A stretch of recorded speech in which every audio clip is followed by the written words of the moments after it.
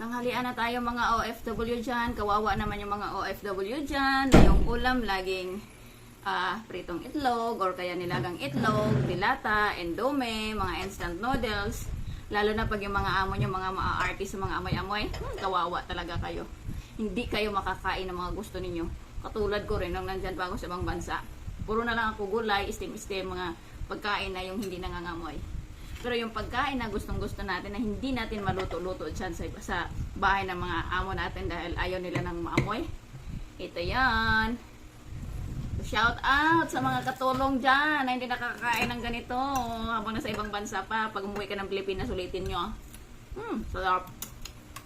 Lalo na amo ko kahit nga i-fresh na isda, hindi ako makapagluto kasi what's the smell daw agad. Sarap talaga. Alam ko maraming nakakamiss kumain ng tuyo. Kaya bagoong.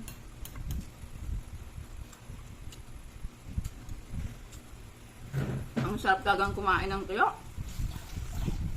Kaya kung yung mga nasa ibang bansa, pag uwi nyo ng Pilipinas, ganun gawin nyo. Araw-araw tuyo.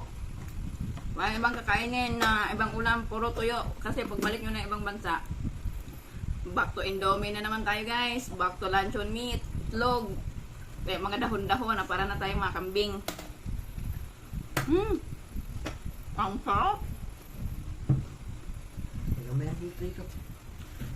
Naiinggit na siya. Namimiss nyo to. Ang sarap. Ang sarap nang nabili kong ano. Tuyo, hindi siya maalat. Saka sa paan ko nakakamay. Sarap. Ay, yung ibang amo ayaw niya nakikita akong kumakain nakakamay kasi dirty. Dirty, kamay ko to. Tapos may kamatis. Pagbalik ko na ng Hong Kong ako magda-diet. At this moment, tuyo muna tayo. Alam mo naman, pagka tuyo ang kinakain mo, talagang mapapa-rice ka talaga. Rice is life. Gusto ko magdala ng ganito, hindi naman maluluto. Yung kaibigan ko nga, ang ginagawa, iniinit niya yung mantika sa loob. Pagka mainit na, takbo sa backdoor, doon niya lalagay yung ano, yung tuyo. Kaya pala pag nagbubukas ako ng backdoor, amoy na tuyo, amoy ko yung tuyo.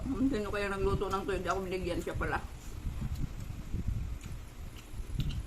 Kaya bilisan nyo na umuwi, pero makakain na kayo ng tuyo.